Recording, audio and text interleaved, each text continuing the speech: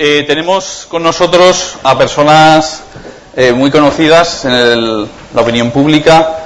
Los voy a presentar de derecha a izquierda, empezando por los más conocidos para nosotros, y vamos luego a hacer una primera ronda de intervenciones en ese orden. Empezaremos. Tenemos no en la extrema derecha, pero a mi derecha, a Koldo Martínez Zurillo Navarro-Benechea. ¿Le ha gustado eso, no? Intensivista conocido por todos nosotros, doctor en medicina, máster en bioética, máster europeo en bioética, máster en sexualidad humana, miembro del Comité de Ética Asistencial del Hospital de Navarra y vicepresidente de nuestra asociación y presidente electo in pectore.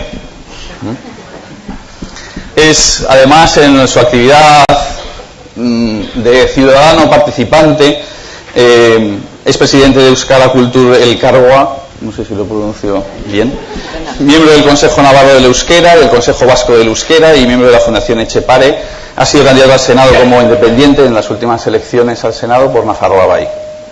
Fue militante en su época de Euskadiko Ezkerra, mientras existió, y bueno, pues no está afiliado a ningún sindicato ni ningún partido. Facetas que conocíamos, muchas las conocemos de Koldo y otras que a lo mejor no conocíamos tanto, ¿no?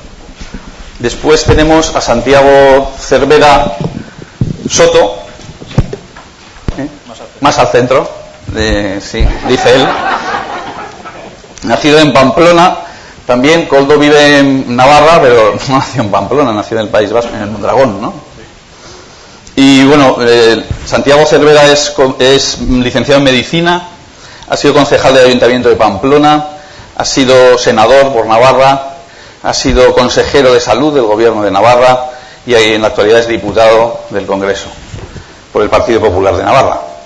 Pertenece a las comisiones de Sanidad, de Ciencia e Innovación, a la Comisión Mixta para estudiar el problema de las drogas, por tanto, en el campo pues, de la organización sanitaria sobradamente conocido. Y es portavoz sustituto de la Junta de Portavoces y miembro vocal de la Diputación Permanente. Muchas gracias también por venir. A vuestra derecha tenemos a Rosa Díez, ella vasca, nacida en Sodupe, Guigüeñes, Vizcaya, ¿no? Y es, bueno, pues política, candidata, cofundadora del Partido Unión, Progreso y Democracia. Empiezo por lo más reciente y la actividad política que desarrollas en este momento, portavoz y diputada en el Congreso. Y bueno, militante del Partido Socialista Obrero Español durante muchas décadas, hasta el 2007, donde ha sido diputada foral de Vizcaya, consejera del Gobierno vasco, europarlamentaria, en fin, persona sobradamente conocida, y te agradecemos también haber venido.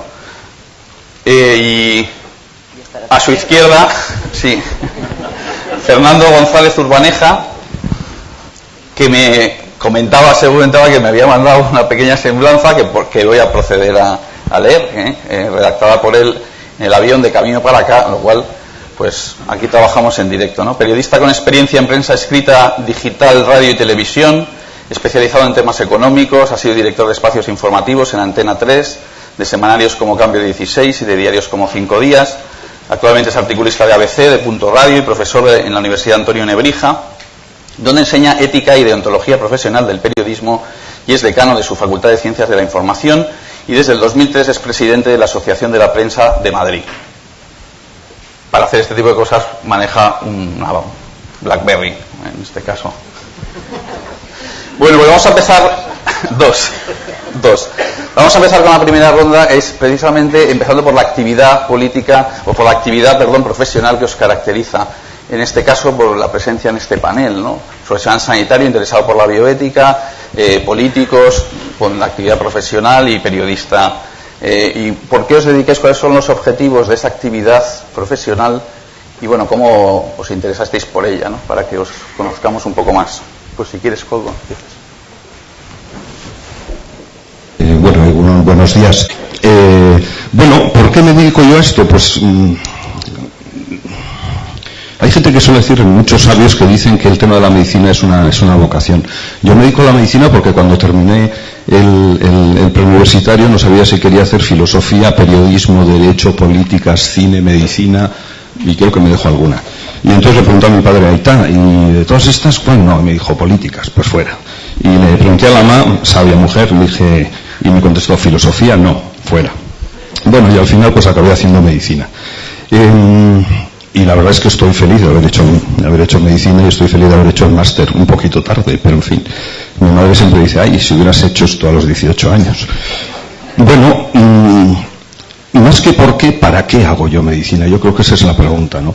Pues yo hago medicina para intentar que el nivel de salud de la población avance. Y cuando digo el nivel de salud de la población avance, quiero decir que avance la felicidad de la sociedad, que avance el bienestar de la sociedad, que avance, la justicia y que avancen los derechos humanos, porque en el fondo, sin salud, pues seguramente todos los demás derechos humanos son irrealizables. Y también quiero aprovechar, el que soy el primero en hablar para decir que para mí la bioética y la política no es que sean cosas distintas. Antes he hecho una broma, le he dicho a Rosa que, cuánta gente y tal, no sé qué, le digo, sí, son todos desengaños de la política. Para mí la bioética y la política no son lo mismo, pero son disciplinas y actividades prácticas muy parecidas. Y por eso hago medicina, por eso hago mis pinitos en bioética, y por eso, aunque en este momento, desde hace muchos años ya, soy independiente en las actividades políticas, pues también tengo compromiso con la política hasta el punto pues de poner mi cara en las listas al Senado de una coalición de 4 partidos y un montón de independientes entre los que me encuentro. No es fácil ser independiente en una coalición, y me imagino, recuerdo, tampoco es fácil ser persona con criterios en un partido. Gracias. Santiago. Bueno, yo también hice medicina, pero por unas razones bastante menos vocacionales que las de Koldo, ¿no? Yo soy el mayor de mis hermanos y también el mayor de los nietos de mi abuelo. Mi abuelo era psiquiatra, mi padre también es psiquiatra, y me tocó hacer medicina porque había un patente interés en la familia en que el primogénito siguiera los caminos, al parecer marcados en la estirpe familiar, ¿no? Y hice medicina sin vocación alguna, vocación asistencial alguna. Sí, una vocación, yo creo que de lo que la medicina te puede proporcionar en cuanto a la manera de entender el mundo, a la manera de entender a la persona, y verdaderamente no me arrepiento de ninguna forma de haber hecho medicina, porque creo que efectivamente de alguna manera te forma un cierto carácter y sobre todo te forma una cierta manera de ver las cosas, ¿no? Yo creo que con una serie de características que luego comentaré también en lo que pueden tener de aplicación al ámbito de la política, ¿no?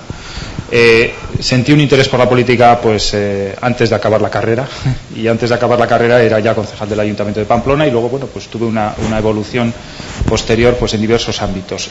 La parte más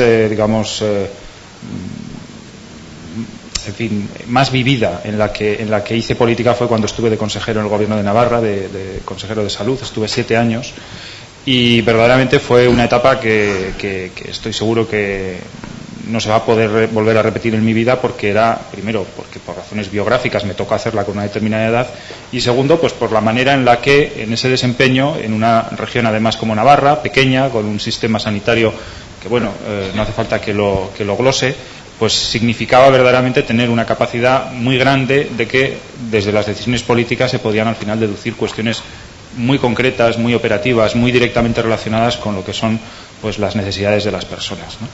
Después de esa etapa, que fue una etapa pues muy intensa, decidí cambiar radicalmente, me fui de Navarra y dejé la política, me fui a trabajar fuera de la política. Estuve 5 años trabajando en el entorno privado, en el sector privado, y me vino verdaderamente muy bien pues para también buscarle una perspectiva precisamente a lo que es el propio ser de la política dentro de nuestra sociedad en sus diversos desempeños, en donde uno los pueda más o menos tener. Y luego volví otra vez a la política en las elecciones generales del año pasado, cuando me plantearon el poder ir en la lista electoral al Congreso de los Diputados, y entonces pues me lo planteé. Fue un dilema que tardé varios meses en resolver, pero al final pues volví al tema. Hay una cuestión que creo que Koldo la ha puesto de manifiesto, y es que se piensa que a lo mejor el que tiene una formación sanitaria, una formación médica, cuando pasa a la acción política, a lo mejor hace la política de una forma determinada, o de una forma diferente, o de una forma algo más abierta o algo más comprensiva de lo que son las necesidades de las personas que lo que se puede hacer por parte de quienes tienen otro tipo de formación. Yo creo que esto da para una interesante discusión y en cualquier caso sí para de alguna forma constatar que efectivamente a lo mejor la medicina y la política tienen en el fondo unas intenciones similares, que son las de efectivamente pues ayudar a que la persona pues tenga el mejor desarrollo posible en el plano, digamos, más estrictamente biológico de su salud, o también en otros planos, los que también le relacionan en el conjunto de la sociedad, como es lo que sería más relativo a la propia actividad de la política. Como se comentaba, ahora mismo pues soy diputado, igual que lo es Rosa Díez. La labor fundamental del diputado es legislar, es establecer las normas que organizan la sociedad en el marco de las leyes, pero también, pues como es conocido por todos, pues un parlamento es, yo lo comparo a veces a la fuerza de ventas de una empresa, ¿no? Es decir, si una empresa es un partido político, en general el grupo parlamentario es como la fuerza de ventas, eso que está todo el día en contacto con una cierta realidad, que está en la trinchera de los medios de comunicación, todos los días tratando de sacar alguna información, tratando de vender algún producto.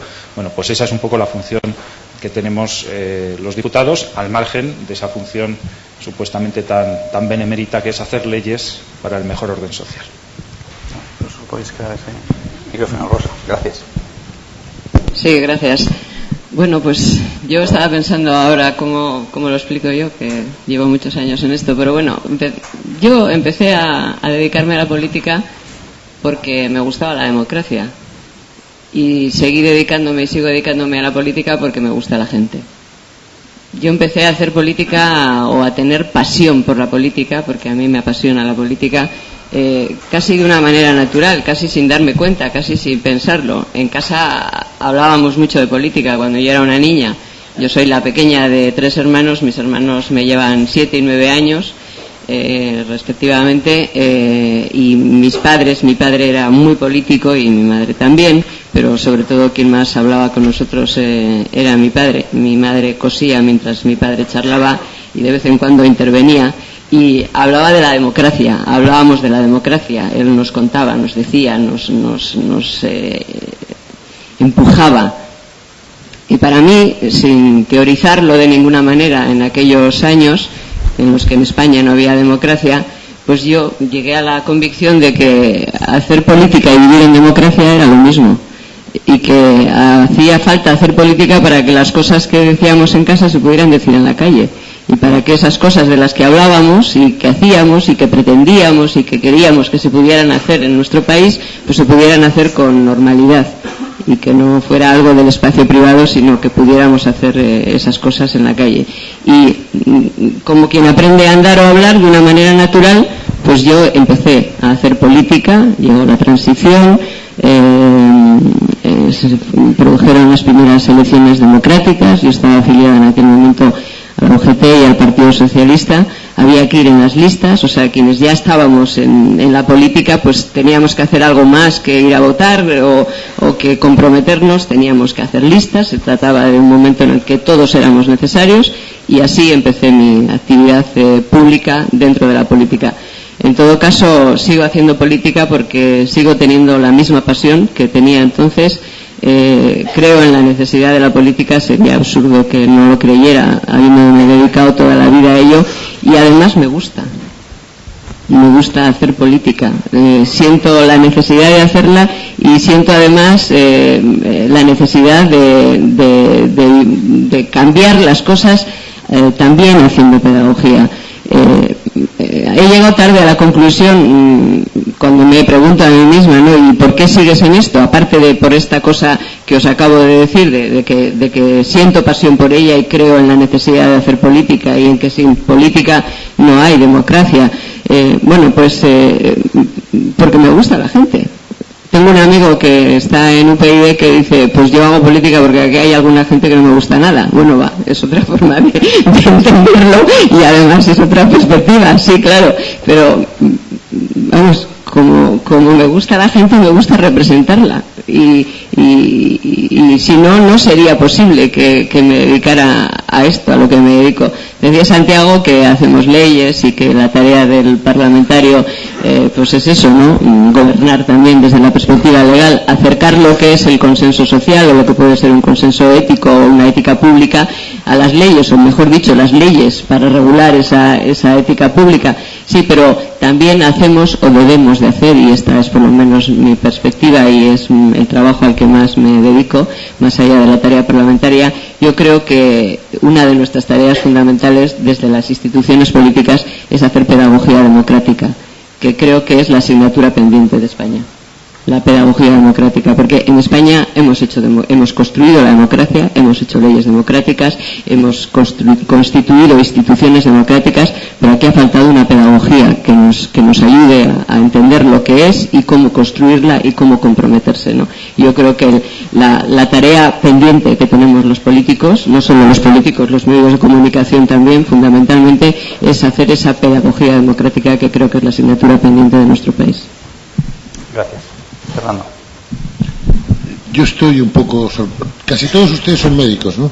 Sanitarios, profesionales sanitarios, médicos en hay juristas, filósofos... Bueno. Es que digo, son gente un poco rara, ¿no? Sí. Vamos a ver.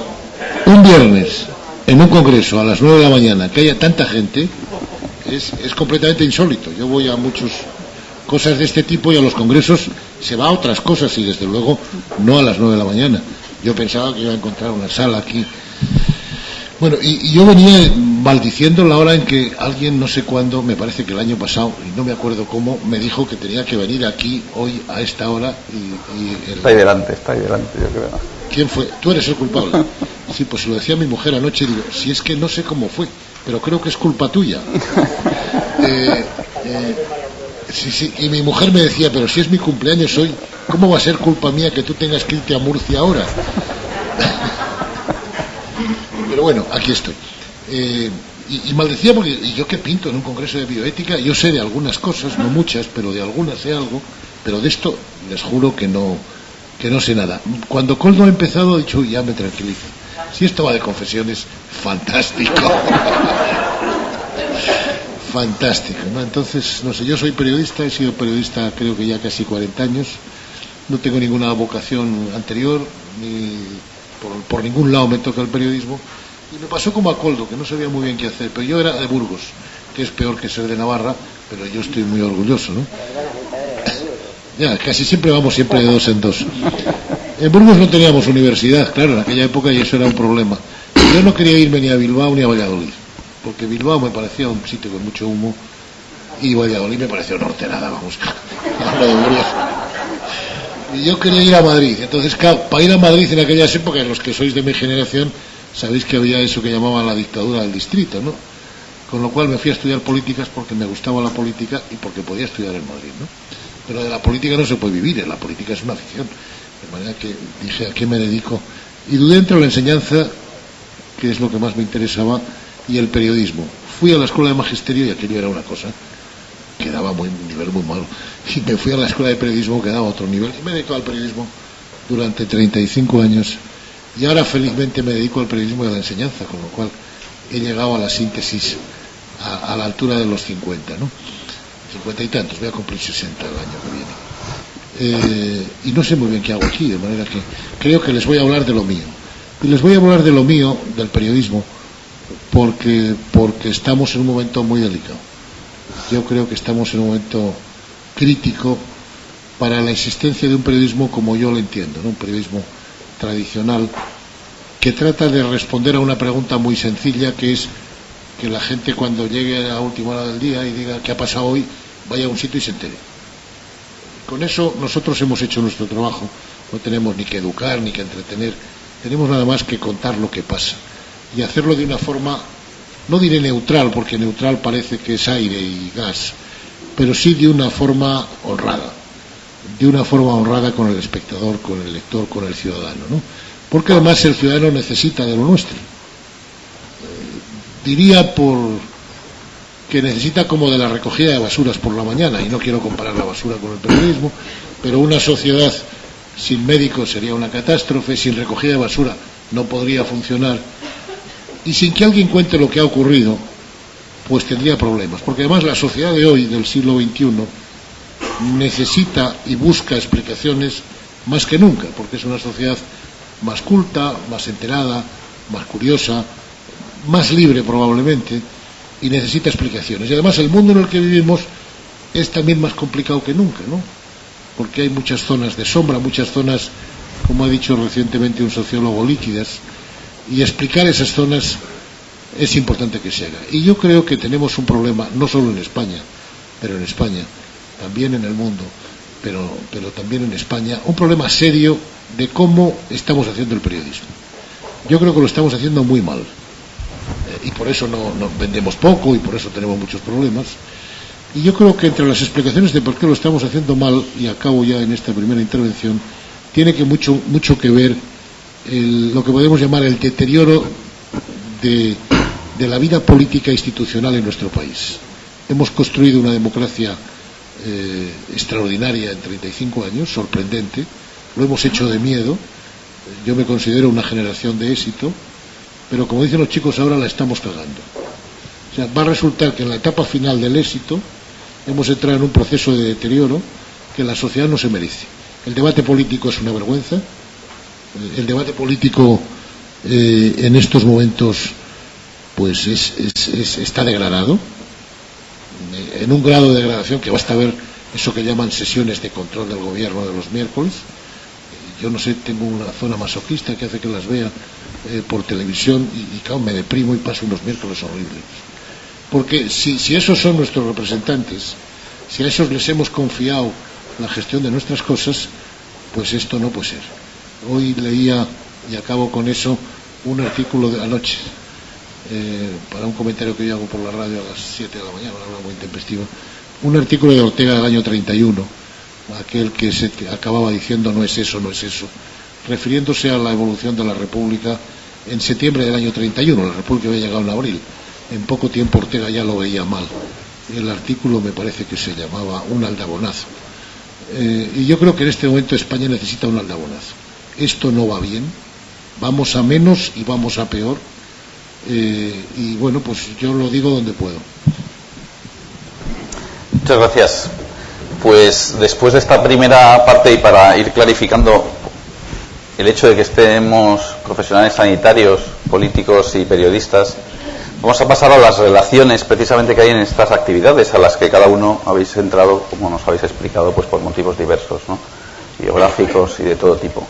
Entonces la siguiente ronda, y ahí Fernando, ahora que estabas en caliente, te voy a pedir que empieces tú esta vez, sería precisamente cuáles son en tu experiencia las relaciones entre el ámbito al que te dedicas, el periodismo, en relación con el ámbito político. Ahora acabas de hacer ahora pasaremos a comentar, ¿no?, algunas afirmaciones importantes sobre la dimensión de la política, pero dinos algo, si es que en relación también con los aspectos de la bioética en el terreno público, también en ese sentido. Vamos, las relaciones en este momento del periodismo y la política son, digamos, casi delicuescentes, ¿no? Es decir, hay una confusión, hay una mala integración. No es raro que en las encuestas de respetabilidad o de credibilidad políticos y periodistas salgamos parecidos, muy mal. Todo lo contrario de los médicos, que salen muy bien siempre en las encuestas. Los médicos, los policías, la Casa Real salen muy bien. Los políticos, los jueces, los periodistas, los sindicalistas salen muy mal, y los empresarios salen regular. Las relaciones de los políticos y los periodistas, yo digo a veces que tenían que estar prohibidas, que tenían que ir cada uno por una acera distinta, con algún paso de peatón entre vez y cuando, pero pocos, para algún punto de encuentro. Los políticos se han adueñado de la agenda del periodismo, hacen la agenda del periodismo. Los partidos emiten una cosa que llaman argumentarios, una cosa curiosa, que reparten a sus amigos, a sus deudos, y también a algunos periodistas. Y es fácil, lo pueden hacer cualquiera de ustedes, identificar o imaginar lo que van a decir muchos de los periodistas con voz y opinión en la opinión pública antes de que opinen.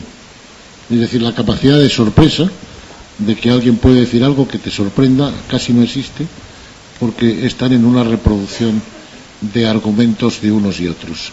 Entonces, el periodismo no está sirviendo, en mi opinión, y lamento ser tan crítico, pero si no somos críticos y sinceros no construimos, para una de las misiones fundamentales, que es servir de espacio al debate público. Y eso tiene que ver con la bioética. La bioética en estos momentos probablemente es uno de los asuntos claves del futuro. Yo creo que hay 2 o 3 asuntos serios en la agenda. El envejecimiento, cómo vamos a gestionar el envejecimiento, que es un tema gordo, es de los que cómo vamos a gestionar la visibilidad de los distintos, empezando también por las mujeres.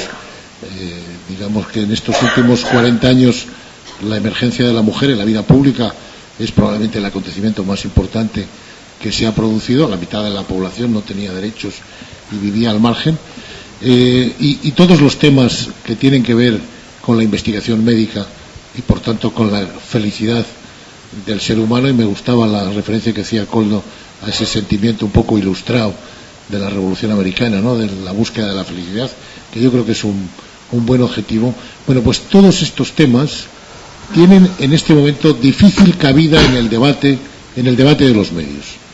Y si no tenemos ese debate en los medios o en otros espacios, porque afortunadamente las tecnologías nos abren otros espacios, la sociedad se queda corta.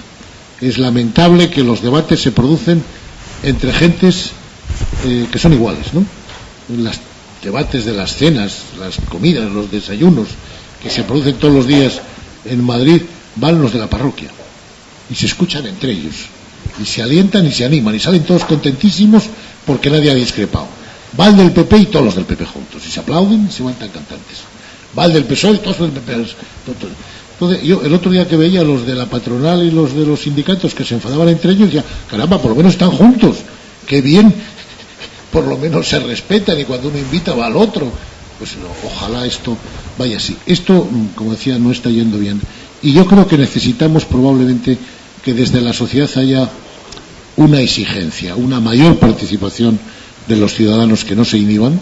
El debate que ustedes tienen en su cabeza, en sus preocupaciones, es un debate que interesa a 40 millones de españoles o 45 de residentes en la península y las islas. Es un debate importante para el futuro y necesita más espacio. Necesitamos menos espacio a las cosas que no interesan y más espacio a las cosas que afectan al ciudadano. Sí, por seguir con la misma reflexión, no sé si vamos a terminar deprimidos todos a las 9:30 de la mañana, pero verdaderamente comparto la reflexión que hace Fernando y me la aplico. Me la aplico también a la vida política, a la actividad de la política. Aunque no sabría muy bien, siguiendo con lo mismo, no sabría muy bien si es como Fernando dice, esto de que los políticos hacemos la agenda de los medios de comunicación, o más bien lo contrario. Yo a veces tengo la sensación contraria, es decir, los medios de comunicación nos dicen qué es lo importante, de qué tenemos que debatir, en qué posición tenemos que ponernos, qué es lo que tenemos que acordar y qué es lo que no tenemos que acordar, y esa agenda la seguimos, más o menos. Si la sigues bien, a criterio del medio que te ha dictado el guión, pues a lo mejor tienes suerte y te hacen una buena primera y te alaban lo que estás haciendo políticamente y tal. Si decides que, bueno, pues que tu agenda te la haces tú y tú decides qué son las cosas importantes y hablas de lo que a ti te parece importante, pues corres un riesgo más que cierto de no aparecer nunca en ninguna parte.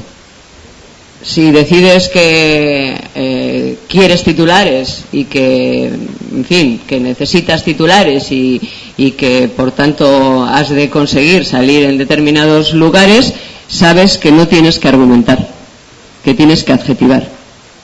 Y tienes asegurado que estás.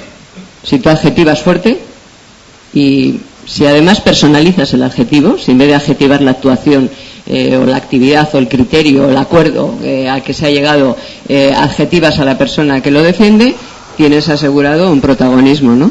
Entonces, bueno, estamos en una situación verdaderamente preocupante. Yo en eso comparto la reflexión de Fernando, lo hemos hecho muy bien y la estamos fastidiando. Y la estamos fastidiando entre todos. Claro que nosotros tenemos más responsabilidad que nadie. Digo, nosotros y estos. Porque ambos vivimos juntos y nos necesitamos mutuamente, ¿no? Pero no solemos tener nada que ver en el sentido de no de no representar o de no llevar al debate público lo que en muchos casos es la preocupación de los ciudadanos. Yo creo que este es el drama, vamos a ponerlo entre comillas y en minúsculas para que no sea más duro, pero este es el drama de España, de la España de este momento, ¿no? El que las cosas que preocupan a la gente y que preocupan en el sentido de ocupar, las cosas que tienen que ver con nuestro futuro como sociedad, con el futuro de nuestros hijos, las que producen avances y requieren de alguien que dé cobijo al avance, que establezca el consenso, que establezca el consenso político y público respecto de cuestiones que tienen consenso social, que ahí es donde entramos los políticos y donde entran también los medios de comunicación. Eso no tiene cauce fácil. A ver, el Parlamento, Santiago, es cualquier cosa menos un Parlamento. No sé si compartes la opinión. Un Parlamento se entiende que es un sitio donde la gente se escucha. Además está muy bien hecho para... Yo ahora he descubierto, porque lo ha dicho Salgado, que incluso si hablas y tal, aunque no grites y esto, te escuchan, y está muy bien definido para que todo el mundo te escuche desde cualquier sitio. Pero ahí nadie va a escuchar. Pero nadie escucha a nadie. Pero no es porque haya ruido, sino porque ya han decidido lo que van a votar antes de ir. Y entonces es una actividad... en fin, bastante frustrante. Tú dices que te frustras cuando ves los miércoles, pues yo me frustro todos los días. O sea, me frustro y se me pasa, o sea, que se me pasa inmediatamente porque no puedo permitir que no se me pase. Pero a veces pienso que si quienes necesitan de nuestra actividad, porque, a ver, yo sigo pensando que es estrictamente necesaria la actividad política, que no hay otra cosa alternativa mejor que la pueda sustituir. Las personas a las que representamos, si nos vieran, pues se desapuntarían. Mucho más que lo que se han desapuntado. Pero claro, este es el peligro de esta cosa, que somos necesarios para resolver los problemas de la gente, sí, para que la gente sea más feliz, efectivamente. Somos necesarios, no hay otro instrumento, pero a la vez parece que hacemos política y que la comunicamos para desanimar a la gente. Yo a veces me pregunto, lo dejo en el aire, si no es una estrategia. Si realmente lo que está ocurriendo en la política española en este momento no es una estrategia de los más grandes, dirigido precisamente a que pasen de la política los que no son hooligans de nadie, los que son independientes, que decía Koldo, que no hay independientes, son no afiliados. Yo creo que lo de los independientes es una cosa así como... perdóname yo ya por... En fin, a ver, en fin, uno tiene un criterio. Independientes, yo también. República Independiente de mi casa. Sí, bueno, no, yo creo que es una estrategia para los hooligans de cada cual, para mantener a cada cual en su posición y para que haya tanto ruido que los demás terminen pasando. Pero ¿qué pasa cuando la gente pasa? No, pasa esto, que hay un proceso de selección adversa a todos los niveles de la sociedad. Pasa que cuando los ciudadanos pasan de los políticos, y damos muchas razones y muchos argumentos y muchos motivos para que pasen de nosotros, llegan a las instituciones políticos que pasan de los ciudadanos.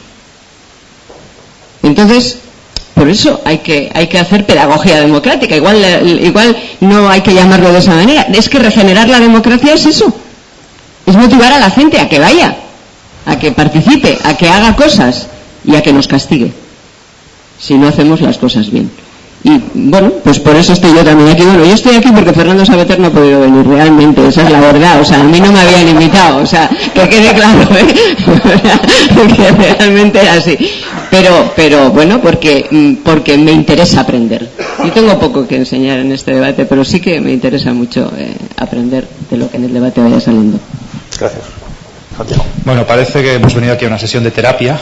Nos estamos abriendo el corazón. Bueno, yo estoy muy básicamente de acuerdo con lo que se ha dicho, pero quería aportar dos perspectivas un poco diferentes o complementarias. Una sobre los medios de comunicación y otra sobre la labor política. Sobre los medios de comunicación, todos hemos oído eso de McLuhan, de la aldea global, ¿verdad? Y la aldea global, vivimos en el mundo de la aldea global, una idea interesante, pero es una idea que tiene detrás otra cosa que es fundamental y hay que saber entender. Detrás de eso, y creo que el propio McLuhan lo expresó de forma muy explícita, está la descripción de una realidad en la que vive el hombre ahora mismo, en el entorno de los medios de comunicación. Y esa realidad lo que dice es que se generan muchísimas más noticias, infinitamente más noticias, infinitos más impactos de cosas que pasan, de los que la mente humana es capaz de asimilar. Y esto es lo que define, desde hace ya décadas, la presencia del hombre en el entorno de la sociedad y de la opinión pública. Y esto quiere decir, por tanto, que ese hombre renacentista, que sabía todo de todo y que tenía capacidad de saber todo de todo, ya desapareció en la historia de la humanidad y ya nunca más lo vamos a volver a encontrar. Porque al nivel que queramos entender, a nivel local, es decir, lo que haya pasado hoy en Murcia, no todos los murcianos lo saben, y estamos hablando de una ciudad. No digamos nada con la capacidad que tenemos de saber lo que ha podido pasar esta misma mañana en Yakarta, porque lo podemos saber. Bueno, pues de aquí se deduce una cuestión, que me parece que también hay que saberla entender. Antes hablaba Fernando de esa misión del periodista, de que la gente sepa lo que ocurre y eso sirve para construir una sociedad mucho mejor, etcétera. Bueno, pero yo tengo también una visión un poco complementaria de cómo eso se hace en el momento actual. Y yo creo que en estos momentos eso se hace utilizando fundamentalmente dos funciones. Lo que hace el periodista es simplificar y amplificar. Simplificar porque no tiene otra, es decir, yo le puedo contar un rollo a un periodista que me vaya a hacer un reportaje sobre qué estoy trabajando una mañana y lógicamente todo lo que yo se lo cuento no lo va a poder escribir, por tanto tiene que simplificar. Y dentro de la simplificación entra la competencia con el compañero del otro medio, donde efectivamente esa simplificación tiene que ser una simplificación atractiva para el lector. Simplificar y amplificar, es decir, que ese titular que comentaba Rosa, pues lo lea el mayor número posible de gente. Entonces, esta función, que es una función, digamos, ya que no hay otra, es decir, que no se puede hacer de otra manera esto, porque es todo tan complejo que no cabe, digamos, otra manera de hacer las cosas, ni siquiera en el mundo de Internet, es lo que está de alguna forma tergiversando de forma absoluta la función de la comunicación en relación con la función de la política. Porque verdaderamente, bueno, pues a veces esa simplificación y esa amplificación deducen una fundamental tergiversación de los hechos. Esta es una cuestión que me gustaría que todos tuviéramos presente porque verdaderamente influye muchísimo en la creación del estado de opinión pública que al final determina las decisiones políticas. Por cierto, de la misma manera que también se determina de ese modo, por ese mecanismo, decisiones que son decisiones bioéticas. La bioética es una ética social, es una ética que se define en términos sociales, no la define nadie porque tenga una autoridad derivada de no sé dónde. No, se define siempre en términos sociales. Y esos términos sociales están influenciados por el sistema de opinión pública, que en el fondo es el que conforma la opinión de todos. Segunda digresión, y la voy a hacer de una forma muchísimo más breve. Claro, cuando se habla de un poco de cómo ha degenerado la política y se alude a los grupos, un poco cómo se funciona de forma grupal y donde van los de uno del PP, van todos los del PP, eso es verdad. Pero tenemos que entender que también eso tiene no solo una explicación, sino una justificación. La política es esencialmente grupal. Aunque a veces pensemos que se exige que alguien se ponga en pie y coja un liderazgo y sea transgresor y empiece a hacer las cosas de una forma en la que nos lleve a todos detrás. Pero la política es esencialmente grupal, la hacen los grupos. ¿Y por qué la hacen los grupos? Porque se supone que los grupos tienen menos probabilidad de equivocarse que las personas en singular. Muchos de vosotros estáis en comités de ética asistencial. ¿Por qué estáis en un comité? ¿Por qué no hay un gerente de ética en vuestro hospital? Un tío que decide. ¿Por qué estáis en un comité? Porque se supone que un comité formado por varias personas tiene menos probabilidad de tomar una decisión equivocada. Y eso también pasa en la política. Y voy a poneros un ejemplo de orden estrictamente particular. Yo soy un absoluto partidario de liberalizar el sistema de establecimiento de oficinas de farmacia. Absolutamente partidario. Y no solo soy partidario, sino que cuando fui consejero planteé una ley que al final generó ese efecto, la liberalización. Fue una ley enormemente conflictiva, porque por todo lo que os podéis imaginar, y bueno, y fue aquella una situación, pero que al final, al cabo de los años, se ve y se constata que ha dado una serie de resultados de los que yo estoy orgulloso. Cuando yo llegué al Congreso de los Diputados, vinieron a mí las personas que son partidarias de la liberalización de las farmacias. Y me dijeron, bueno, ya que estás aquí, ahora harás porque tu grupo parlamentario haga que esto sea posible para toda España. Y les dije, no. Porque mi idea, cuando yo la tuve que desarrollar, la hice en el uso de mis competencias, que ahí sí que las tenía, dentro del grupo en el que yo pertenecía, que me facilitó que yo hiciera eso, pero ahora pertenezco a otro grupo que ha decidido que esto no se debe hacer. Y por tanto yo me tengo que someter a eso. Pero bueno, ponte en pie, reclama, no puedo. Entonces yo creo que también a veces cuando se ve en la política esa acción, digamos, gregaria, yo creo que también hay que entenderla en un sentido que lo tiene en parte positivo, y es que la sociedad encomienda a los grupos la adopción de las decisiones porque se supone que esas decisiones son mejores, más eficientes si las toman los grupos, con menos probabilidad de equivocación, si las toman los grupos que si las toman las personas. Gracias, Santiago. Pues ¿sabes qué te digo? Que casi me arrepiento de haberte defendido a capa y espada cuando tú eras mi consejero y yo tu pobre adjunto de la UCI, y militaba, entonces sí, en un partido absolutamente enfrentado al tuyo, y te defendí, insisto, a capa y espada. Y creo además que se hizo una campaña vergonzosa contra ti por parte del sector farmacéutico en Navarra. Pero bueno, yo creo que hay que hablar, y que hay que hablar con claridad, estés donde estés. Y sí, yo también te pediría que insistieras en tu grupo en la liberalización de las farmacias, pero bueno. Sí, ¿verdad? Vale, gracias, Fernando, ya somos dos. Nos tendremos que afiliar al PP. Bueno, a ver, yo he visto, bueno, como cierta depresión, cierta frustración, así hasta... Claro, yo recuerdo cuando llegó la democracia, o la trajimos, ¿qué pasó? No me acuerdo muy bien, pero cuando llegó o trajimos la democracia a este país, el grado de frustración que había en la población a los 3 o 4 años, decían, jo, para esto hemos luchado. ¿Pero quién luchó? Yo era entonces militaba en un grupo, no os quiero ni decir cuál, todas las manifestaciones, las pintadas, encierros de los mineros, allá íbamos a la mina, bueno, una cosa impresionante. Y allí pues veía a 20, 30, 40, 100, 200 personas. No quiero decir que yo sí luché o trabajé por traer la democracia, pero quiero decir, ¿cuánta gente realmente luchó y trabajó en este país por traer la democracia? Y sin embargo, 5 años después, pues había una frustración general en toda la población diciendo, era esto, pues chico, no merece la pena. Y esa frustración de alguna forma sigue. Pues yo creo que sigue en parte porque es verdad, los partidos políticos pues bueno, pues dan el juego que dan, el triste juego que dan, el triste espectáculo que dan, pero también porque los ciudadanos no nos hemos comprometido.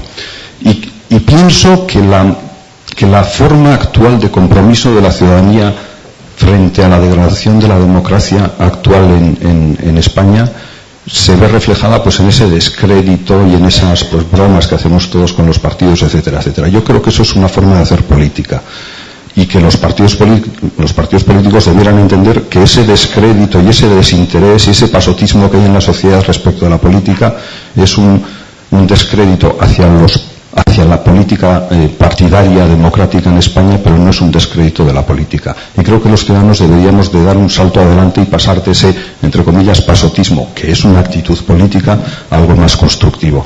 Y yo creo que la bioética tiene algo que ver en esto.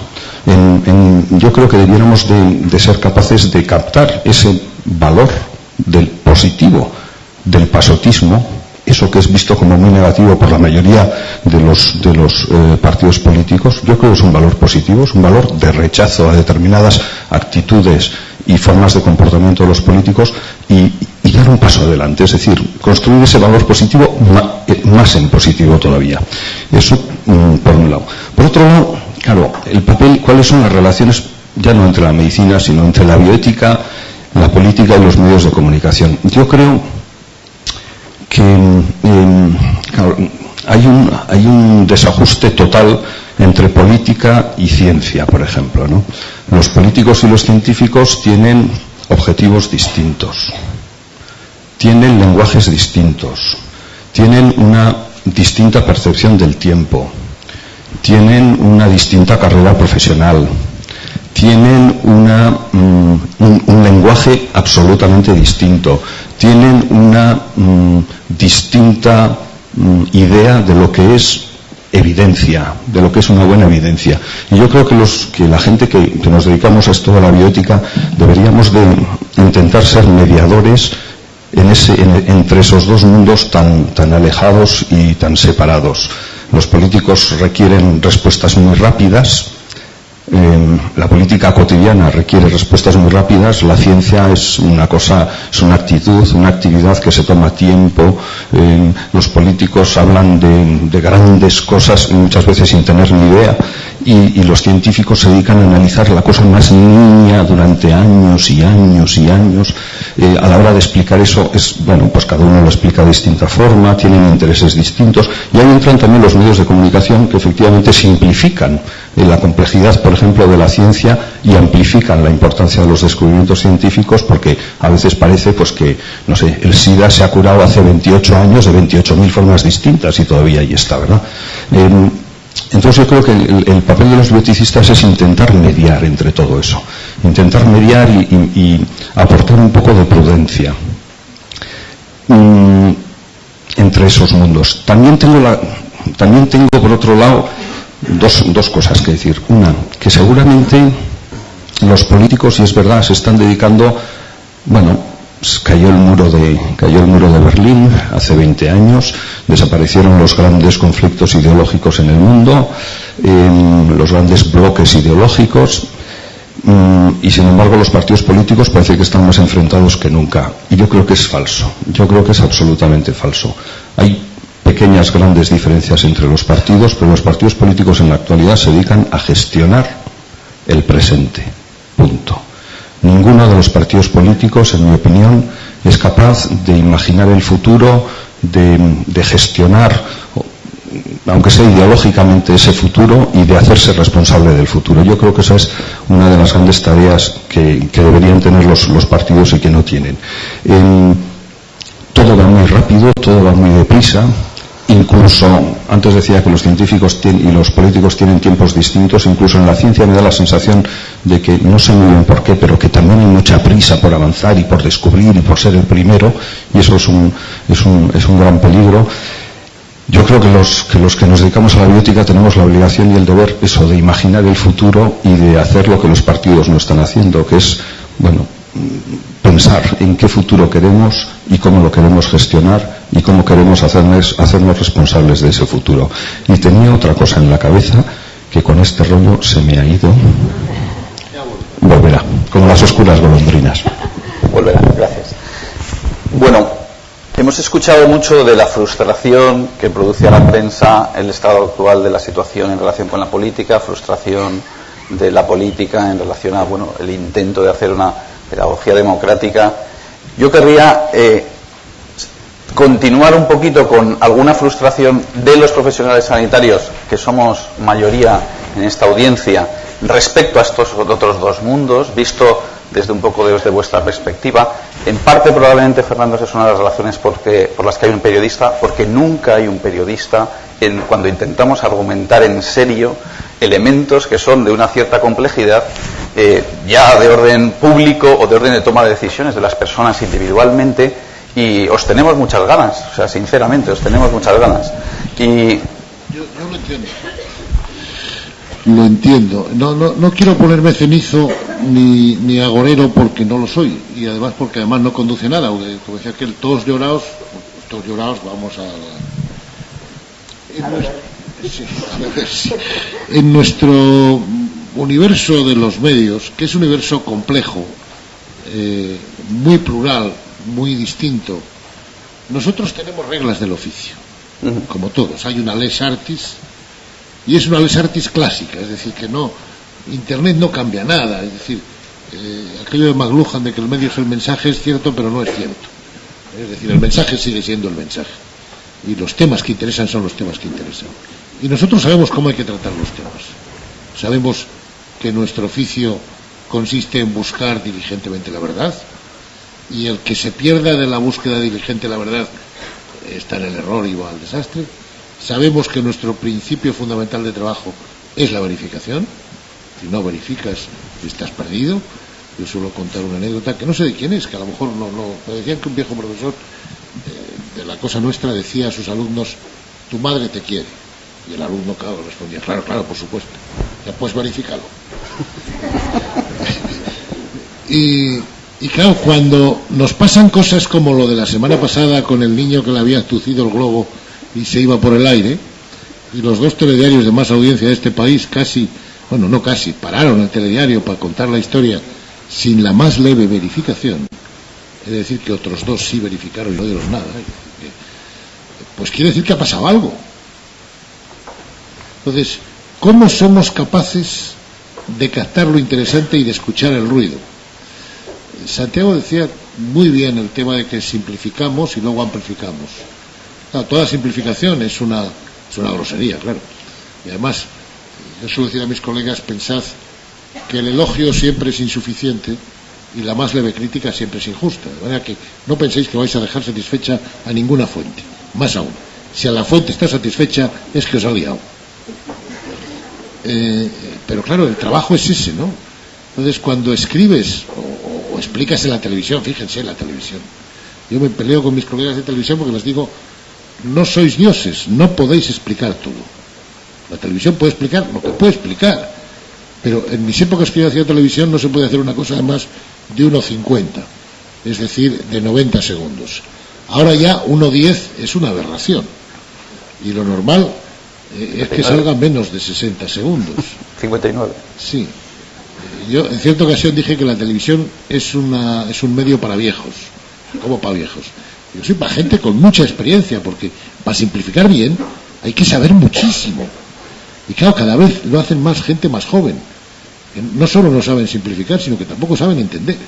Por lo cual, ¿cómo van a explicar si no entiendes, no? ¿Cómo tiene que hacerse esto? Pues yo creo que tiene que hacerse bien, con cuidado, con mucho trabajo, con mucho tesón, con mucha dedicación. Yo creo mucho en los prescriptores, creo mucho en que la sociedad y el cambio lo hacen personas concretas. Creo que es muy importante el liderazgo. No creo en el determinismo de la historia, pero sí creo que hay personas, hechos, acontecimientos que marcan un cambio.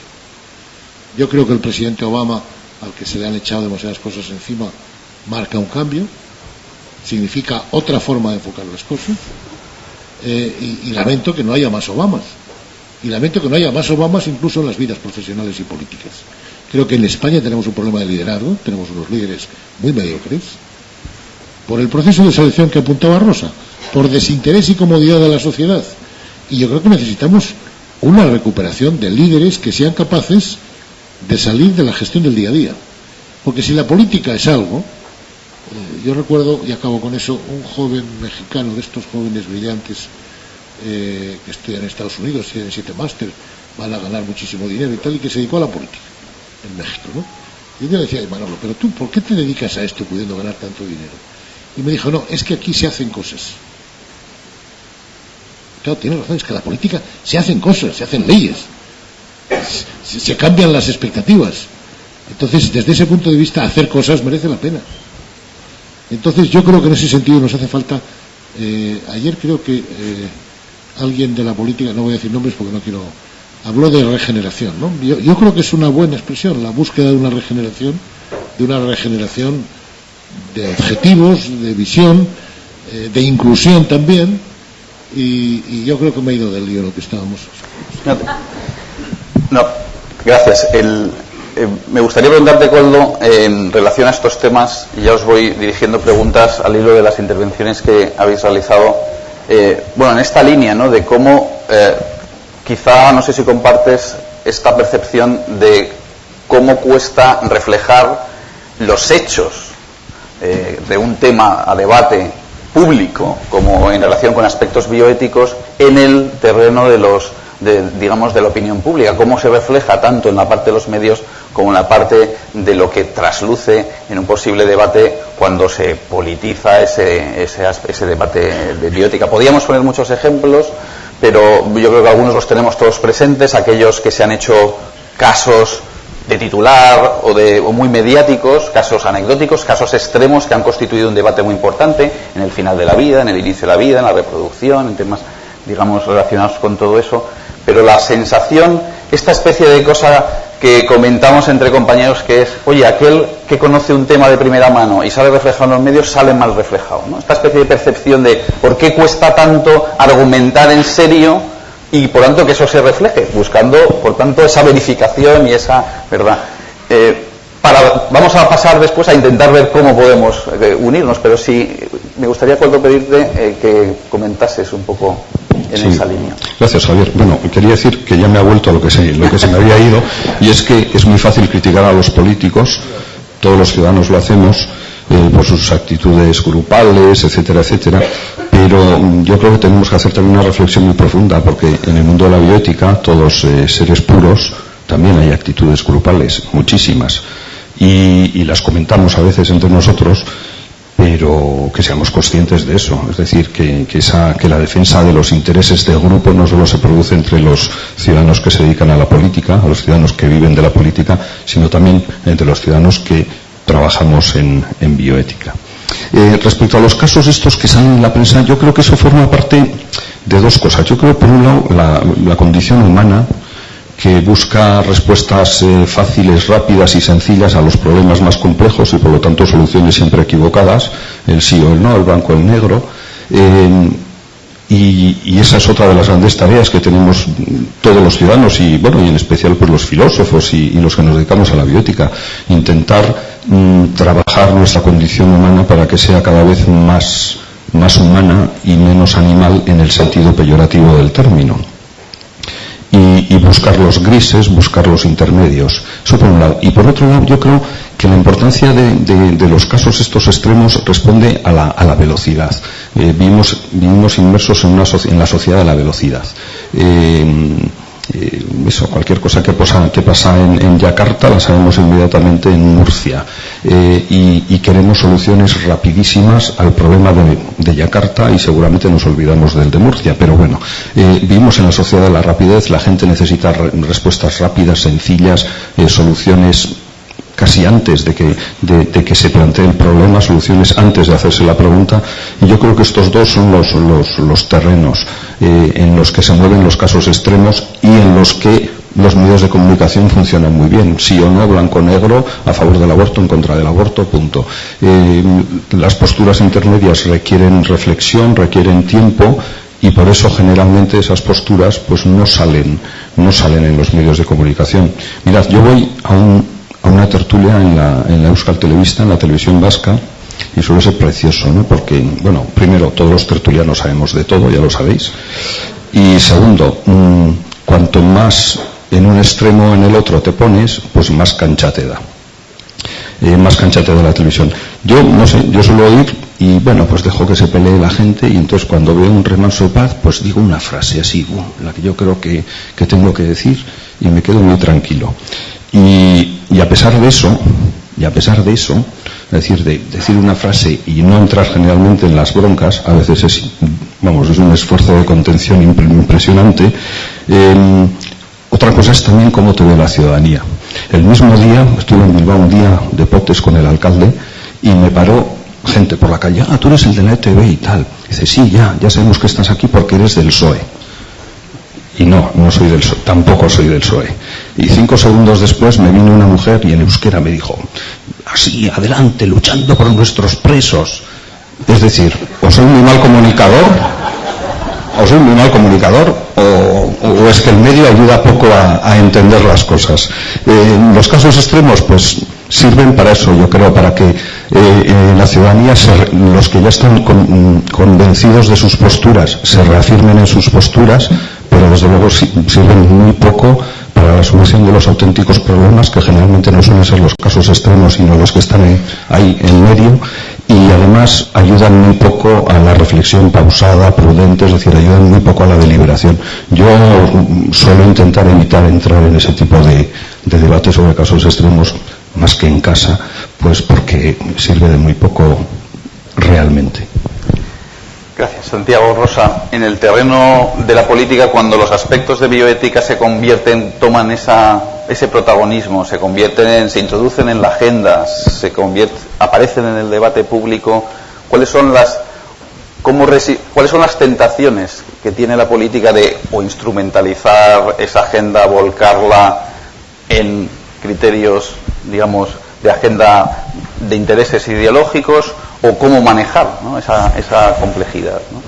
Desgraciadamente, con los casos de bioética ocurre como con los temas de medio ambiente o con los temas económicos o sociales. Es decir, que aunque la política sea grupal, que decía Santiago, y que es inevitable que se haga grupalmente, Para nuestra desgracia, todo está determinado antes de empezar el debate. También cuando el debate nos lo sirven los científicos, cuando nos lo sirven las reflexiones científicas, hechas para mediar, precisamente, para intentar mediar y para que lo que forma parte, lo que la ética pública acepta y las leyes persiguen porque no lo aceptan, encuentren un espacio en el que esas dos realidades coincidan.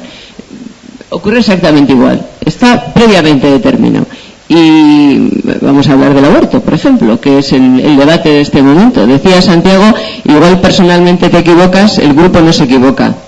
El grupo se equivoca igual que el individuo, exactamente igual. Y desgraciadamente algunas veces se equivoca sin debatirlo con los individuos, porque decide lo que va a decir no en función de una reflexión suficientemente serena, suficientemente sensata, suficientemente abierta, suficientemente libre, sino por una necesidad cortoplacista. Porque yo no creo que los científicos y los políticos tengamos objetivos distintos, sí tenemos tiempos distintos. Y a veces el tiempo de la política hace que el objetivo pase desapercibido. Entonces, en el debate sobre el aborto, cuando llegue el proyecto de ley al Congreso de los Diputados, ¿tú no crees, Santiago, que habrá cantidad de diputados dentro de cada uno de los grandes grupos que tendrán posiciones distintas a la de su grupo?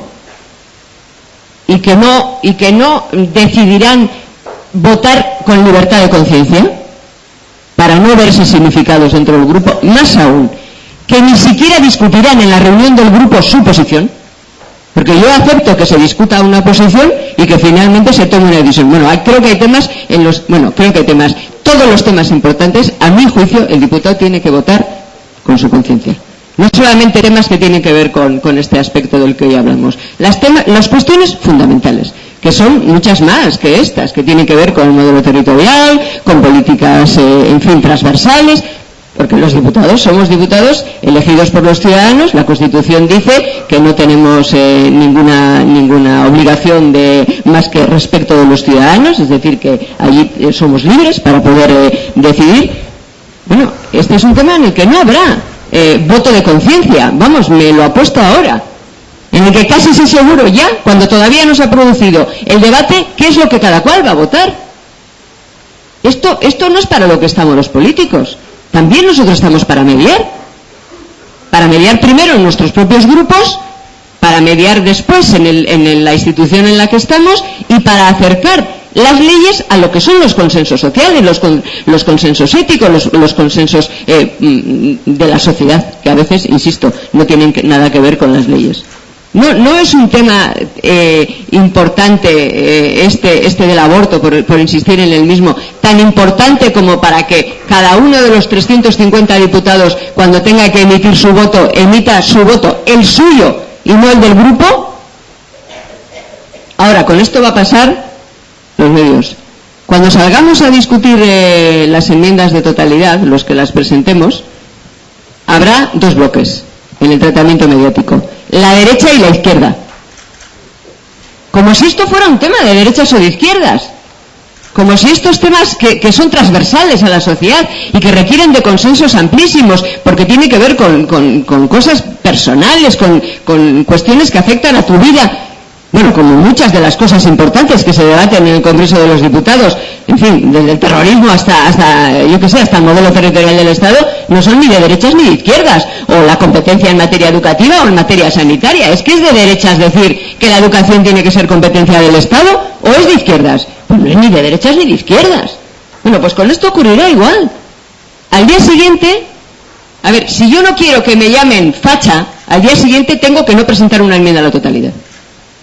O sea, si yo quiero protegerme para que no me vinculen con la derecha política del país, política o social o como la queramos llamar, yo tengo que renunciar a presentar una enmienda a la totalidad para que mi voto no coincida con el del Partido Popular. Nos llevan. Por eso las presento, porque no os hago caso. Pero claro, pero es una situación, muy complicada para ejercer esta tarea de representación. Una tarea de representación en la que los diputados no representamos a nuestros votantes. A ver, yo soy diputada nacional. Yo represento allí a todos vosotros, os guste o no, aunque no me hayáis votado. Porque somos diputados nacionales, tú también.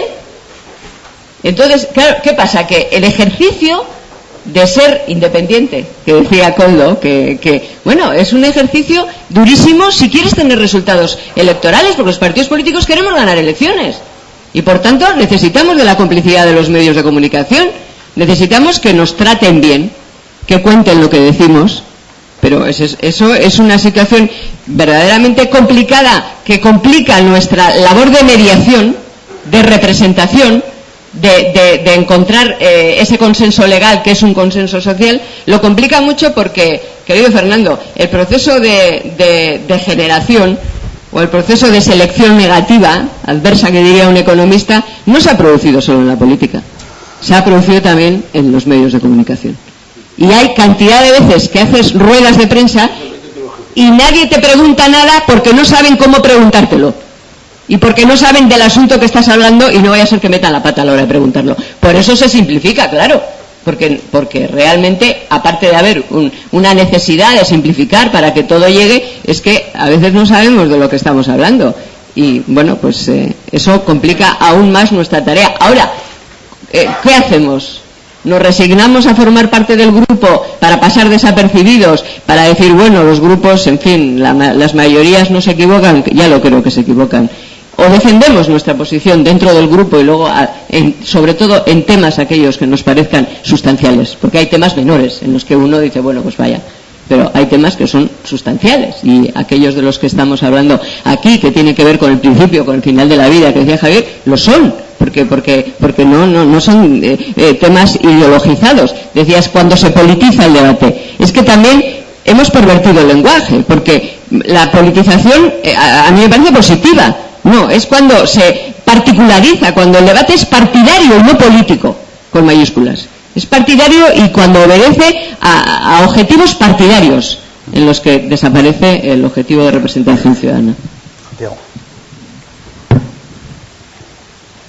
Bueno, ¿cuántos de vosotros pensáis que aparecen medusas en las costas por efecto del cambio climático?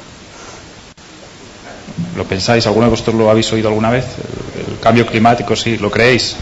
En general, ¿no? Bueno, pues esto no es así. No es así.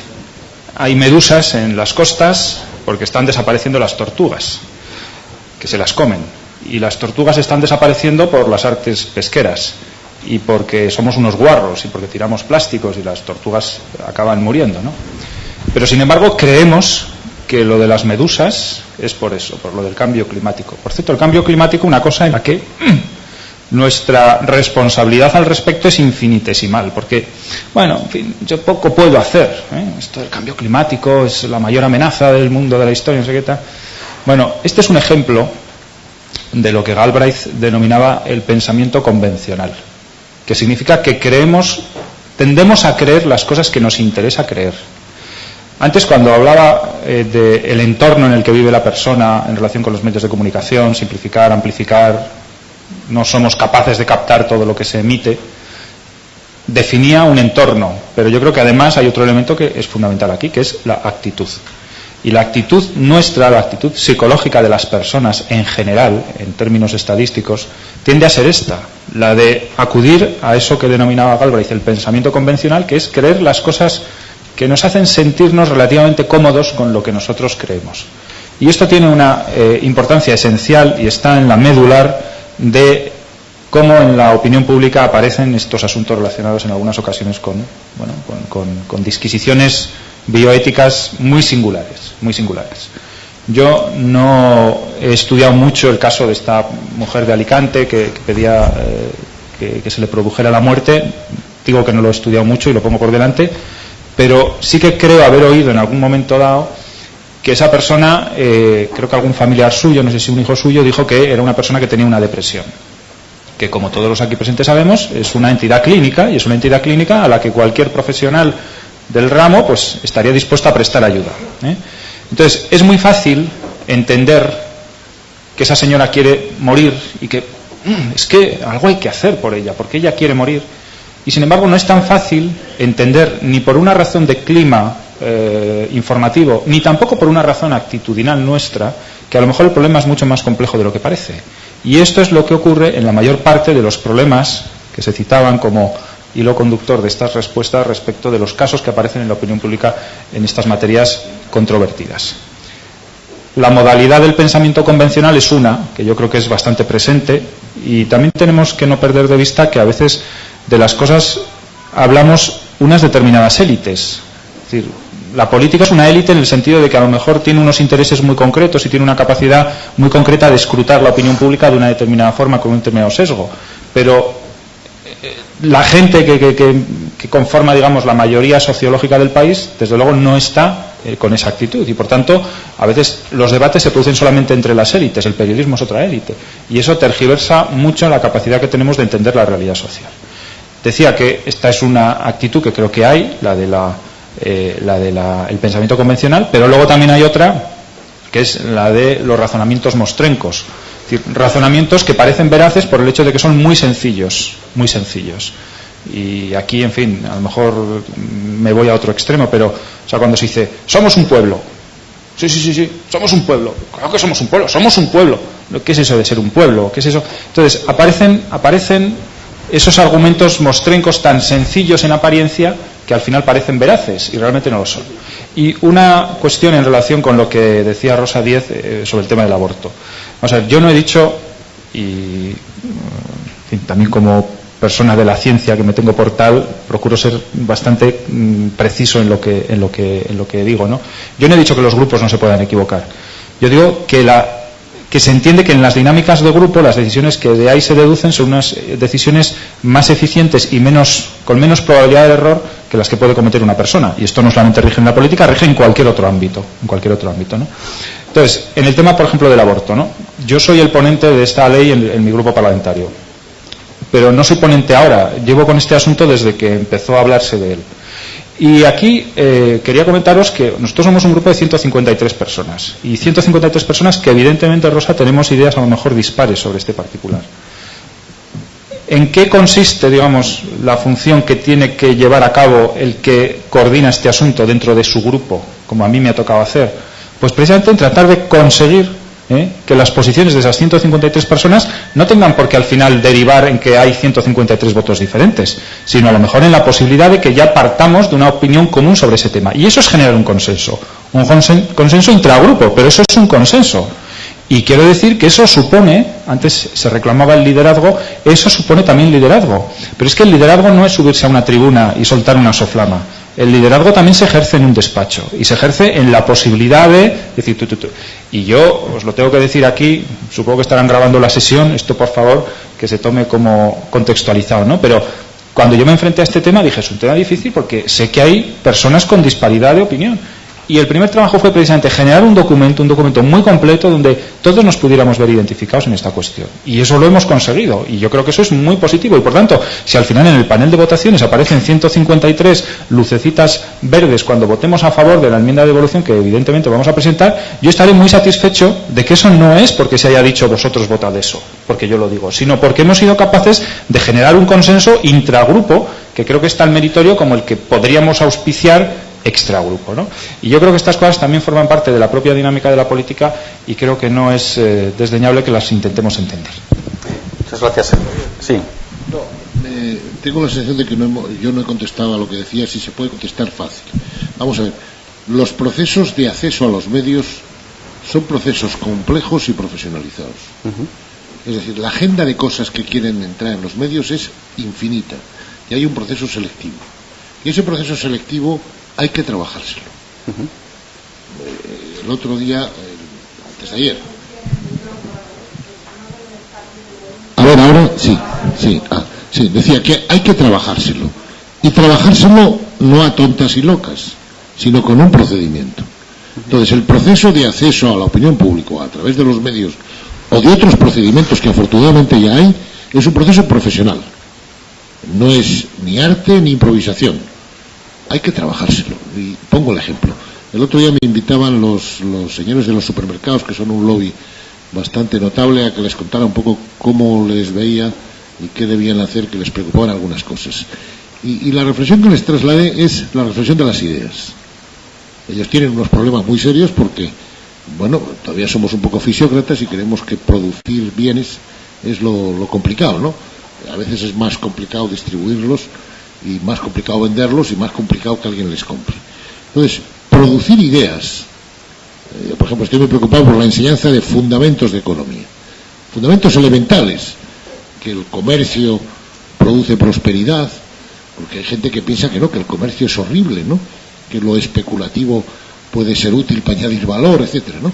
Entonces, desde el punto de vista vuestro de la bioética, es muy importante la producción de ideas básicas importantes, el tratar de que los fantasmas, los mitos, las falacias no se impongan, porque vivimos a veces. Keynes decía que al final todos los políticos son presos de un economista antiguo que les explicó unas cosas horribles, ¿no? Lo explicaba muy bien al fin de la teoría general, ¿no? Y decía al final, las ideas son más importantes que los intereses. Y para llegar con información a los medios hay que hacer un proceso profesional que requiere esfuerzo, que requiere trabajo y que es un latazo. Entonces, el formato de la rueda de prensa probablemente es un formato malo y no sirve, porque desgraciadamente se ha desnaturalizado ese formato. Entonces hay que utilizar otros formatos, hay que utilizar otros contactos, leves recomendaciones. Yo recomiendo mucho trabajar con los periodistas jóvenes. Los mayores no servimos para nada, somos unos pellejones, estamos llenos de prejuicios. Entonces los jóvenes son bien majos, vienen vírgenes, entonces se les educa y además duran 35 años. Yo he visto pasar 14 vicepresidentes económicos. Tengo un gran escepticismo con los vicepresidentes económicos. Y he visto pasar 22 ministros de industria. Algunos se me han muerto ya incluso. Entonces los periodistas duramos muchísimo. Fíjate, gracias. Vamos a hacer una última ronda conclusiva, pero enlazando con esto. Fernando, el problema es que el periodismo tiene unas reglas del oficio y la bioética, el elaborar juicios o elaborar criterios de clarificación de valor sobre hechos, también tiene unas reglas. Entonces, ¿cómo podemos contribuir? Que sería un poco la ronda que os pediría un poco final, ¿no? Es decir, ¿cómo podemos contribuir en cada uno en nuestro ámbito? Lo resumo en una palabra, currándoselo. Sí, pero currándoselo las dos partes. Es decir, que tenemos que salir al encuentro. Tenemos que salir al encuentro de cómo podemos participar, hacer que sea más participativa la vida de los grupos políticos, más participativa. Estamos en una democracia parlamentaria, estamos en una democracia de representación, pero existen otras muchas en nuestro entorno y existen muchos formatos y muchas alternativas. Fernando ha mencionado Obama. Estados Unidos tiene votos a referéndum asociados a las elecciones de representantes sobre temas curiosamente conflictivos en lo social, después de arduas campañas de posicionamiento y de argumento, unas distorsionadas o no, hay de todo en esas campañas, pero finalmente se somete a una decisión. Existe también en ese ejemplo parlamentario la capacidad de contactar con los diputados. ¿Cómo somos capaces de que los ciudadanos se pongan en contacto más con los representantes para, bueno, cómo los profesionales podemos contribuir más a ponernos en contacto para ilustrar esos debates y esos argumentos en serio, de tal manera que podamos construir más participación? Aquí somos muchas veces muy partidarios de que cuando las cosas no funcionan cambiamos los instrumentos, ¿no? La ley electoral, malísima la ley electoral, es malísima. El único problema es que cuando empieces a compararla con todas las demás posibles, la cosa no se complica. Entonces yo creo que no conviene confundir los instrumentos con los objetos o con los objetivos, porque si confundes instrumentos y objetivos estás todo el día cambiando cosas y hay veces que persistir en el error contribuye a alcanzar el acierto, ¿no? Entonces, pues yo creo que hay que trabajarse las cosas. O sea, los diputados yo creo que los diputados en el Congreso hacen más trabajo positivo de lo que la gente se imagina. Lo que ha contado Santiago de la creación de consensos y yo soy de los que yo tengo un gran respeto por la política. A mí me gusta la política y creo que los políticos son una gente que lo pasan mal porque están en los primeros en el escaparate, por tanto se les ve todo y a los médicos se les ve menos y además curan, con lo cual pueden hacer barbaridades y no pasa nada, ¿no? A veces pasa, pero menos. Yo creo que hay que hacer un trabajo muy intenso de persuasión, y el trabajo de persuasión, de explicación por tierra, mar y aire es un trabajo que exige muchas horas y es así, es una exigencia de un mundo complejo con muchos temas en la mesa, temas muy complejos que explicarlos es difícil, y yo creo que el caso Obama, que yo creo que es un caso muy interesante porque es un caso insólito. Yo soy un poco devoto, me he leído sus libros, sus discursos, les estudio, les comparo. El caso Obama es el caso de un magnífico persuasor,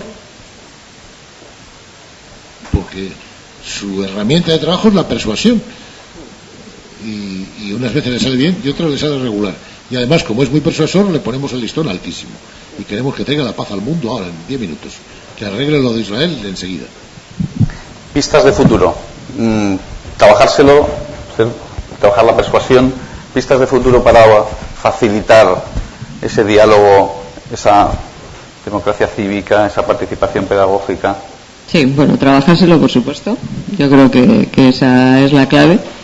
Pero, a ver, yo también creo que no hay que cambiar todos los instrumentos. O sea, que efectivamente que no hay que confundir los objetivos con los instrumentos. Pero a veces es que para conseguir determinados objetivos tenemos instrumentos que son inservibles.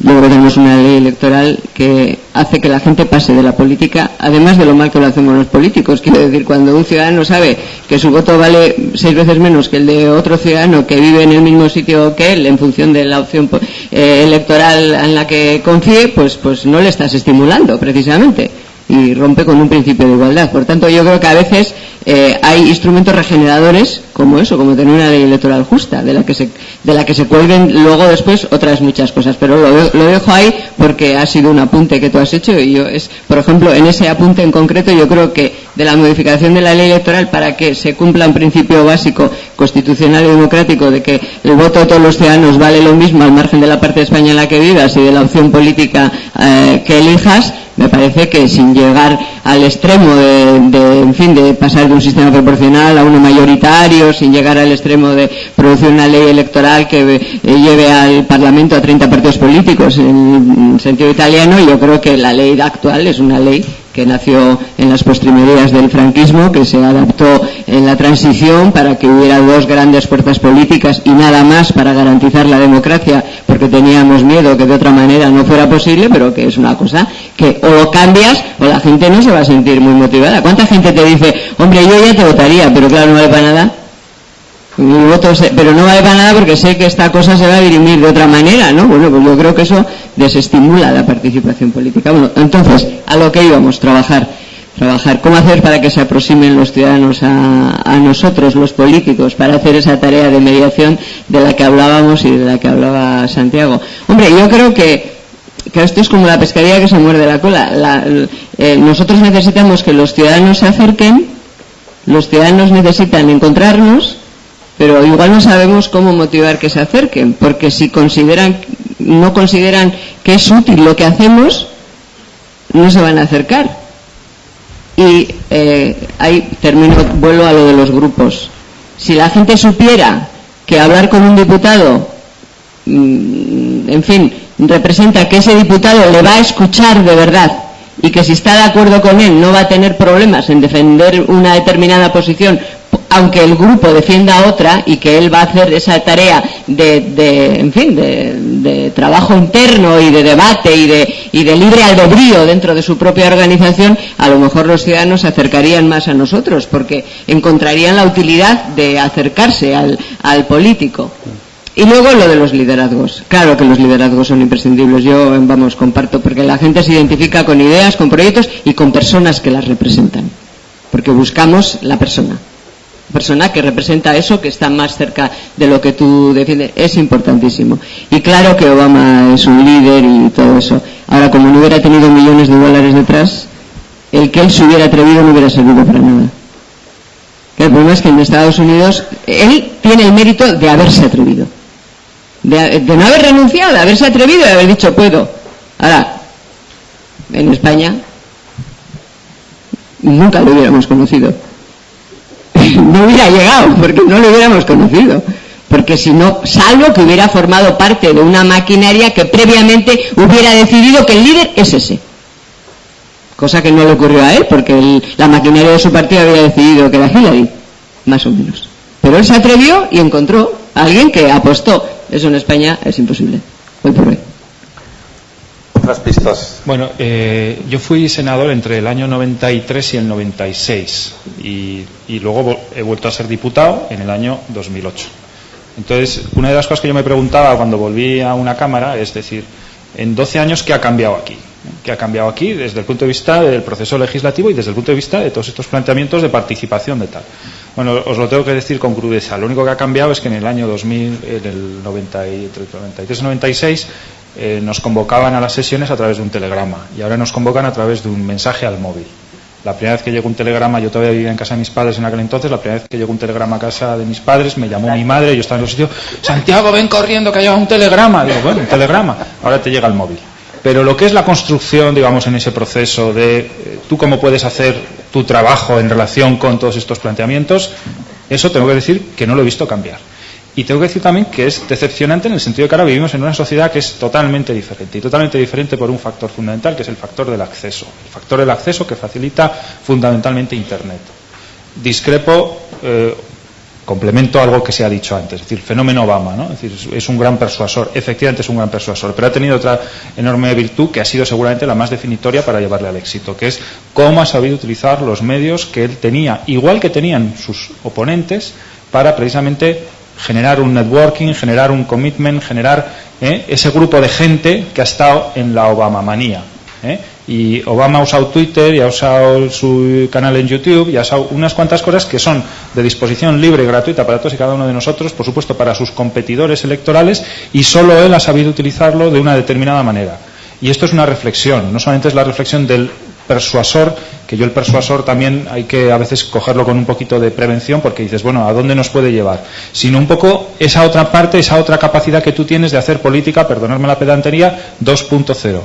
Decimos, Internet empezó siendo, pues, para mirar una cosita tú pinchabas y te llegaba. Y aparece el Internet 2.0, que significa que tú participas de eso, tú produces contenidos, tú mandas tus vídeos, tú mandas tus fotos al Flickr, tú generas un blog, tú haces tus cosas ahí y las compartes. Eso es el 2.0. Yo pensaba, ¿hay política 2.0? Es decir, ¿hay una política en la que efectivamente pueda haber esa capacidad de aportar, recibir, aportar, recibir? Respuesta, no la hay, a pesar de que se supone que las herramientas están plenamente disponibles. ¿Os imagináis alguno de vosotros que pudiéramos en el proceso legislativo hacer una ley a través de un procedimiento wiki? Es decir, yo voy colgando la ley, voy haciendo una serie de añadidos, las gentes que estén interesadas en ello me van poniendo sus correcciones, se generan debates, se generan foros y de ahí sale una ley. Bueno, la herramienta está disponible. Incluso yo diría que hay ámbitos legislativos en los que esto sería perfectamente factible. Por ejemplo, la ley de la ciencia. Todos los científicos saben de qué hablan las necesidades que ellos tienen y por tanto tienen una capacidad. No hay una voluntad y una valentía para poder entrar en ese ámbito de la política 2.0. Más diré, para lo único que en estos momentos sirven, y siento reconocerlo de esta forma tan cruda, todos estos sistemas de acceso es para facilitar en alguna medida el acceso de los lobbies y de los grupos de interés que pueden estar perfectamente legítimos, pero que lo único que hacen es efectivamente generar unos impactos más recurrentes a través de sistemas de este tipo, ¿no? Entonces yo creo que ahí sí que tenemos una enorme frontera de nuestra democracia. Yo espero que dentro de no mucho tiempo desaparezcan los parlamentos, es decir, que no haya que generar representación para poder tomar decisiones, sino que las decisiones las podamos tomar todos cualquier mañana tomando opciones desde nuestra capacidad de elegir algo. Y verdaderamente pues yo espero que antes de que llegue ese momento, en fin, esa Arcadia feliz en la que todos seremos partícipes de todo, pues al final, antes de eso, pues se puedan generar una serie de dinámicas de participación social que ahora mismo están perfectamente al alcance de las capacidades tecnológicas que tenemos.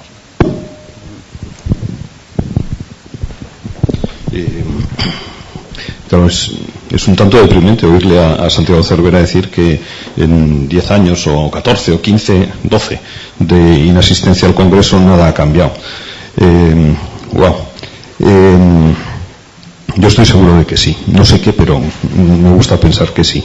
Y luego, Rosa, claro, dices que la gente te dice, yo te votaría, pero total, para lo que sirve, yo esto lo interpretaría, no sé, de muchas formas, pero tiene que ser demoledor oír eso. A mí, sin embargo, toda la gente me decía, yo te he votado, pero luego los números no salían. Las dos cosas. Las dos cosas. Lo segundo es mentira, porque si no claro. tendríamos grupo. ¿Y lo primero? Bueno, y luego respecto, claro, hemos hablado, Rosa por ejemplo hacía mención a las personas que, bueno, pues que en conciencia votarían a favor o en contra, pero que el grupo ha decidido hacer ha tomado una decisión por consenso. qué bonito lo has pintado, Santiago, o por imposición. Todos recordamos el dirigente que hace así, en fin, que está muy bien, seguramente es una forma más, pero de recordar a la gente que a esto hay que votar que sí o que hay que votar que no.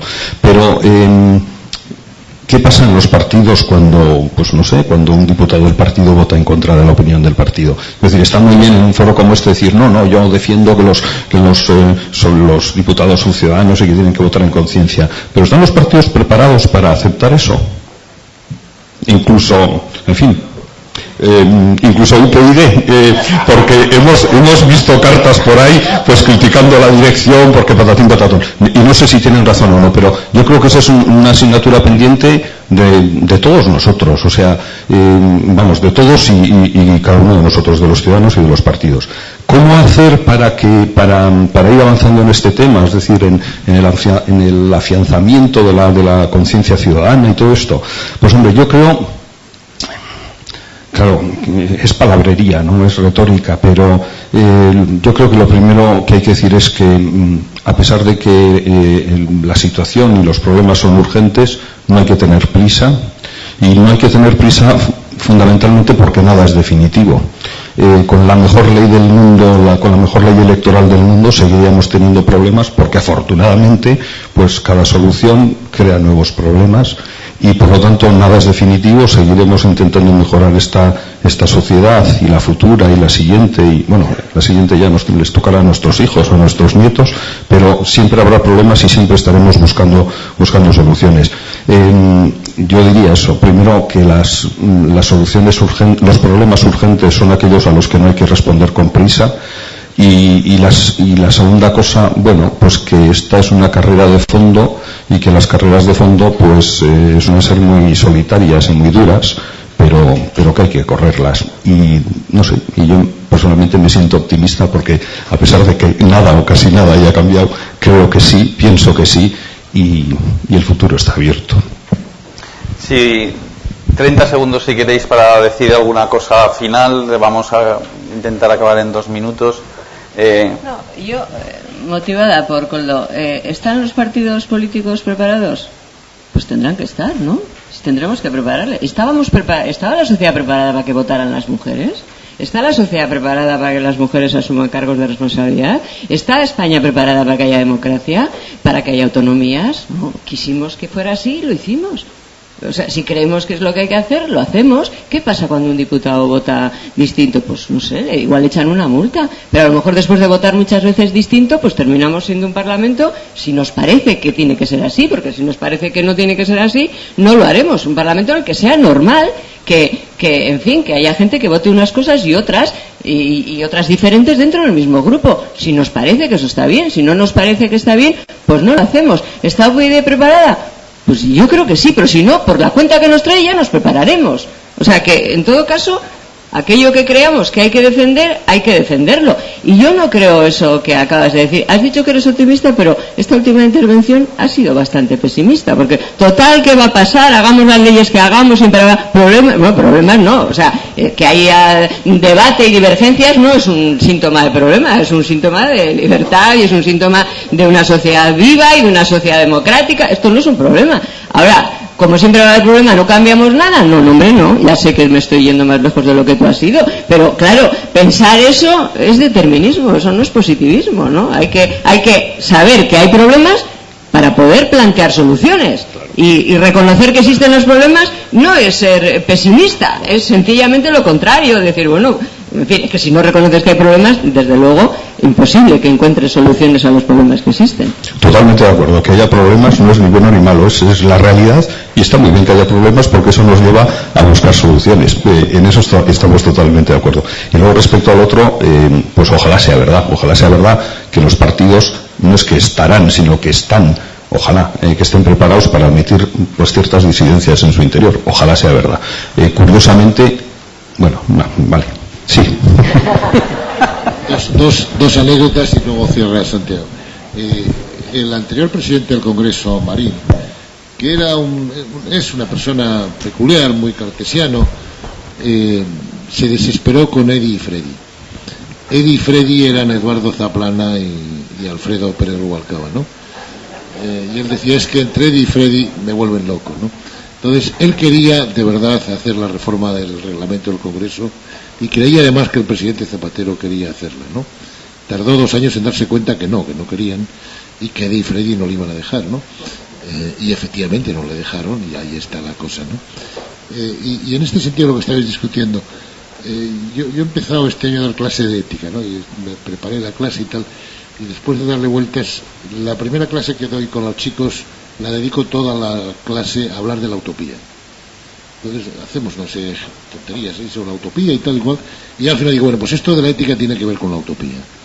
Es decir, porque solamente si nos planteamos objetivos de utopía podremos pensar que llegaremos a una ética aproximada. Y me voy muy contento de clase luego ese día.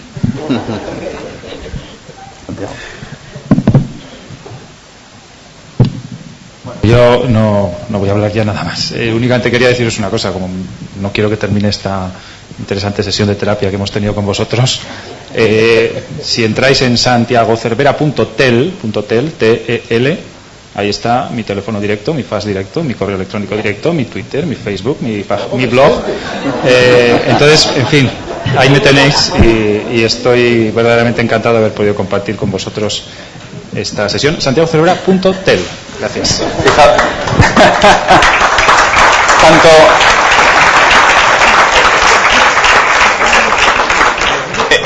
es sencillo verificar que si vais al perfil de los diputados, los 2 diputados que tenemos aquí, en el perfil que tienen como diputado en el Congreso, en la web del Congreso, ambos tienen el enlace a web o a Twitter o a, digamos, este tipo de medios nuevos, ¿no? Bueno, tenemos un problema, sin duda.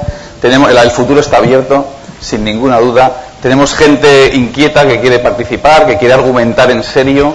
Queremos currárnoslo y ser capaces de persuadir, y lo hacemos allá donde podemos. Ha habido muchas cosas que nos hemos dejado en el tintero, pero sobre todo hay herramientas nuevas y herramientas existentes que podemos explotar mejor, y con eso yo creo que nos quedamos. Bueno, muchas gracias a todos.